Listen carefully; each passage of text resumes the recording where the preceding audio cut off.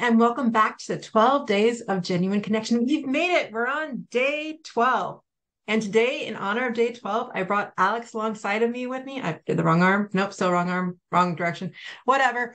Anyways, I brought Alex along with me because I wanted to get a little bit of the male perspective. Thank you, Alex. Just to give a little bit of backstory of how I met Alex, which is actually the first time we're meeting right now. But he owns a business called Podmatch, and I decided that I need to jump on and get onto some podcasts. And he saw my profile and reached out. And I think what I'm trying to get across and why I even asked Alice, come on here, is that when we start to be who we are and shine our light, other people start to see it. And then we get more confident, and anyone can do it. I'm just starting out, but because your message becomes valuable. But during the holidays, we start to lose some of that. And we instead of enjoying the holidays, we start to feel that pressure of it. I know I do as a mom. And so I brought Alex alongside of me to get the male perspective and talk a little bit about the connection that we shared. Take it away, Alex. Yeah, Michelle, thank you so much for having me. I'm honored to be the token guy. That means a lot to me that you would choose me for that. And I'd love to help bring a different perspective today. And I sent you, like you said, I sent you a video when I saw your profile, just because it really stood out to me what you do and the way you show up in the world. And genuine connection is something that you stand for. And so do I. So I was like, you know what? I'll make this real personal. I'll send a video and just say, thanks for being here. So I'm so glad we got to meet, and I'm really honored to be here today. So tell us a little bit about that male perspective and the holidays. Because I mean, as women, I know for us, at least for me personally, that I take on all this and I need to get this done and that done. And actually what, I don't know if you know, but what sparked for me this 12 days was the fact that I decided I didn't want to do Christmas cards this year. And I still haven't. But I think that that's what it is about figuring out the things that do light you up and doing those. So I'm reaching out to more people and making more genuine connections rather than maybe the connections the Christmas cards might have caused. What about from the male perspective? Yeah. So for me, I'll speak of myself as a male who is married. Let's go with that route, right? So I've been married for 10 years. So I'll speak to that side of it. Before that, I was probably, and I got married at 24. So I was probably just a little punk before that who just showed up to Christmas late and expected there to be food on the table. But anyway, since then I've become more of a man. And I'll mention this. When I first got married, I realized immediately that my wife's name is Alicia. It caused stress on her because she was like, well, when should we spend Christmas with your family? It's the things you don't talk about before you get married, right? That you probably should. But it's like, does your family have a Christmas tradition that I should know about? I'm like, I don't know. I'm like, does your family? And she's like, yeah, of course. This is what we always do, right? Like, so there was like two worlds coming together. And at first, I think I'll just like kind of fast forward. I can go through every year, but fast forwarding, like at first, I think I really didn't contribute much to that at all or give it much thought at all. And Alicia was always every year. She's like, oh, the holidays are so stressful. Like trying to coordinate and figure out like how to not offend somebody because you got to be at somebody else's place who switched the night of their holiday thing, right? Like there was all that. And then I don't know what happened. I guess I gathered some awareness and realized that I should be contributing more so there's no stress involved, because I've never been part of anything holiday related that I didn't enjoy. And it's because I really removed myself from the planning. I just kind of showed up when someone told me to show up and just had fun. And that was a little bit selfish. So what I've done for the last few years specifically is Alicia and I will sit down and we'll talk about it. And we've already done that this year, like at time of recording, 8th of December right now. So about a month ago, we sat down and we just said, hey, what's the rest of our year look like from a holiday perspective?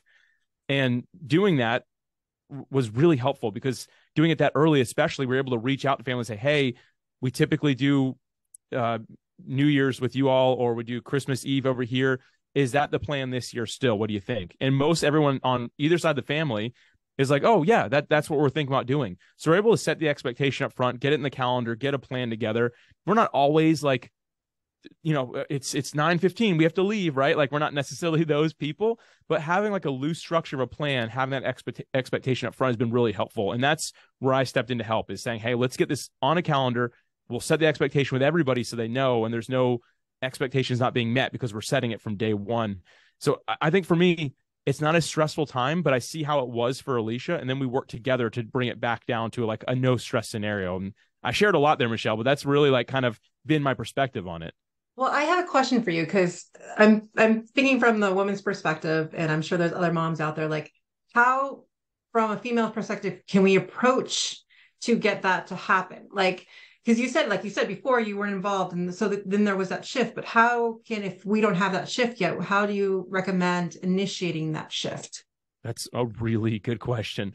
For me, what it took was seeing Alicia's stress and finally her being vocal about it.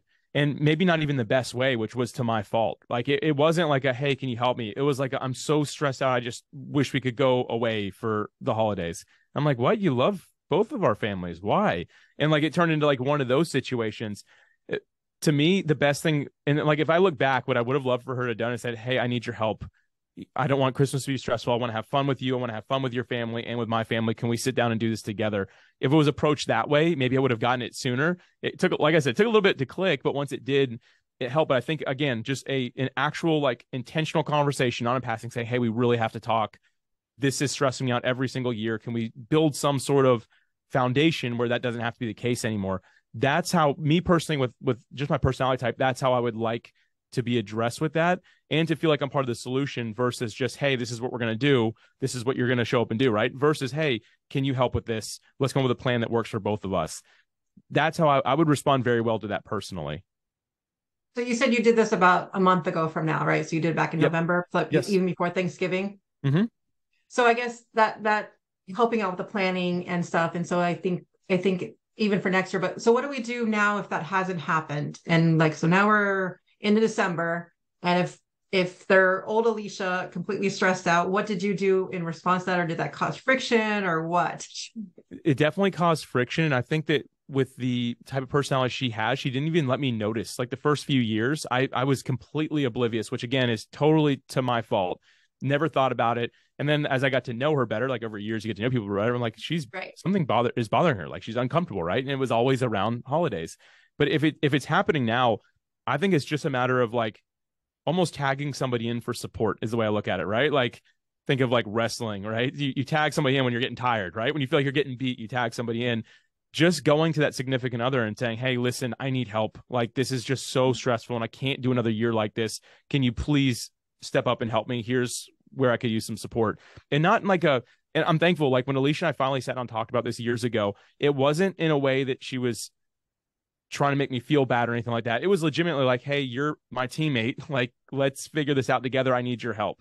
And I think that approach came from a place of grace versus, Alex, you're so dumb. How have you never noticed this? To hey, I could really just use a hand. And I think most significant others are very happy to help someone else when they approach it from that way. So in my mind, like it's not too late even now, but just go ask for that support. And if you have families, ask. I mean, like kids or anything like that, like ask your kids to support it as well and just say, hey, like obviously don't share any of your adult family drama that kids don't need to know, right? But just ask for some support along the way. See, like have kids step up and do certain roles. And I think that a lot of times our kids would probably like to be involved in that and be able to see what it looks like to do so in a functional way. I know for me, one of the things that got my kids on board, at least with presents and stuff, is they like to give each other presents. So now they're like, they come to me with their list for what they're going to get for their siblings. But I think just it inspires the holiday and the moods, and they see how much work some of this stuff is. And so the more that we do include them in these processes. And also the one thing I take off of what you said is we did go through and kind of what activities do, like, let's put our expectation on the table. Like, what things do we want to do this holiday season? Just because we did it last season doesn't mean we need to do it this season. But we should try to touch on those. Like my son's thing was bake cookies. So let's make sure we bake cookies together. So I think if we just narrow down what we want to do, and it's December 8th now, so maybe we've already done some of those things, maybe we haven't, but just kind of picking out those things that we want. And I think, yeah, what you said, I love using that wrestling terminology, might work with your husbands. Yeah, maybe. And bringing that teammate sense into it. And I think it's a lot of times the way we approach it. And sometimes by the time we realize we need help, we're so exasperated that we don't know how to say it. So I love that you're giving some of the words that we could use and the intention, like we're not trying to blame fault, but just, I just need help now. Yeah. And I think if we approach it from that standpoint, that we'll have a much better outcome from it. How do you feel about that? Well, I want to go back to something you said real quick. And you just talked about like picking the things you want to do, which traditions, right? So baking cookies might be a tradition you want to keep, but I think reevaluating those is actually really important. And to me, like sitting down with a notepad pen and paper, right? That's the classic great way to do that. But think about it. Like, there's some things likely that your family has done, maybe on either side forever, that nobody wants to do anymore. And there's So no true. sense on keeping it going because you want to keep it going. Like, a great example, this was Alicia the other day. Every year since we've been married, I think I've known her 12 years and we've married 10. And her mom and her sister go to, I don't even know what it is. They go to some fairgrounds and they do this one thing every single year. Turns out not a single one of them have wanted to do that in the last 6 years. And this year was the first year they vocalized that. And all three of them, Alicia's like, I wonder if my mom's going to be upset. Her mom hated it more than the other two. And she's the one who brought it up every year because she felt like she was supposed to. It's just having that open communication. Like, we laugh about it because it sounds hilarious, right? But how many things are we doing every holiday season because it's tradition and we've always done it? Is it still bringing joy? Because just because you enjoyed it in one season doesn't mean you're going to enjoy it in another.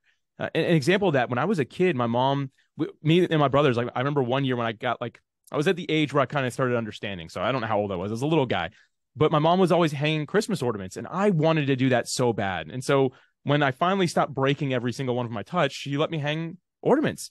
And we did that every year up until all of us were adults. And my mom was like, man, getting you guys to do this is such a pain. And we're all like, yeah, none of us like it. Like, you do such a better job. We like hang it and we just put them all on one side or something. And she's like, cool, we're just going to stop doing this. And it made Christmas more enjoyable. We showed up and we had cookies and sat by a fire instead of tried to hang ornaments all over a tree. And it's one of those traditions that you're like, oh, that's sad. But like, we're all adults now. And it's okay it's not as exciting for me to pick up this ornament and be like, all right, mom, you like this one up higher? Okay, this one over here, right? And not to take the tradition out of it, but find the things that bring joy, that make it fun, and remove the things that cause stress or that you've just done because you're doing them. I went a little rant there, Michelle. I hope that was valuable. No, I don't think you did at all, because I think it's all about, we forget to reevaluate. And so I think that is one of the key things, is we don't have to do it just because we did it. But we might want to keep certain traditions and keep them because they are, but just reevaluate, decide what you do and don't want to do. And it's funny you brought the Christmas tree ornaments, because my kids right now are like obsessed with it. Even when we started doing family goals the other day, my 60-year-old's goal, because her sister said, was to put up 30 ornaments a day, because we kind of just left them out and like they were doing as they got ready for school, or because they didn't want me to do it. And then when I went back to look at the ornaments, they had put all the like just decorative ones up, but all the ones with our pictures were still in the box. Like, all the ones I would care about were still in the box. The ones that mom loves are still in the box. I gotta put them on the back of the tree, but they're up. Right, that's good. Okay. It doesn't matter. They had fun doing it. What we're talking about here, really, at the end of the day, comes down to communication. And I think a lot of us, we just assume there's expectations from everybody, and there might be, but if you communicate why an expectation isn't going to be met, or what someone else can expect, and you just do a good job communicating with it, I think that a lot of, in my mind, and maybe it's not true for every family, for my family, a lot of the stress can be alleviated if you just be bold and have a conversation like, hey, we're not going to do this year, and here's the reason. For the most part, sometimes family might be like, cool, good, I hate that, right? Like, no, right. I'm not trying to be funny by saying that, but like, you might just find that, hey, having that open line of communication really makes it a much better season. Even if it's something we disagree on, at the very least, having open communication, I think, is very healthy versus just holding it all inside and saying, I got to please everybody and keep everyone happy, and I got to do all these things. Being realistic with yourself, because at the end of the day, I think a mom deserves and should have a really good holiday season that doesn't have stress. And to most everyone who hears that's like, that's funny, that's impossible. But it shouldn't be, right? It should be the time that everyone gets to enjoy. And we have to find ways to be able to make that happen. Even if we have to be the one to step up and to communicate and to say, we're not doing this anymore, we're going to keep on doing this, right? And for whatever reason, I really don't know why, but it seems that the holidays, it falls on the mom, it falls on the wife. Like that's, I don't know why that is what it is, but even in my life, I explained my story. That's how it was for me. And it's just a matter of, again, tagging that other person in and taking charge with communication. And I think those are some things that could really help out. And at least from my perspective, I think that it could do really well for some people. Well, I agree with you just in terms of that's the way it's been. So I think that's the way we've internalized a lot of this stuff. And so as moms, or as now it's time to have take those small steps, as what feels like an uncomfortable conversation, and have them, because the people around you might not feel that way, but they're just going with what has been, what they've known. So their moms have always done it. As a kid, I mean, my husband, like his mom does all this stuff. So like that's what has been. So if we want change to happen, we need to speak up. And that's the only way it's going to happen. And then we model for our kids a different future. And that's the only way it's going to happen.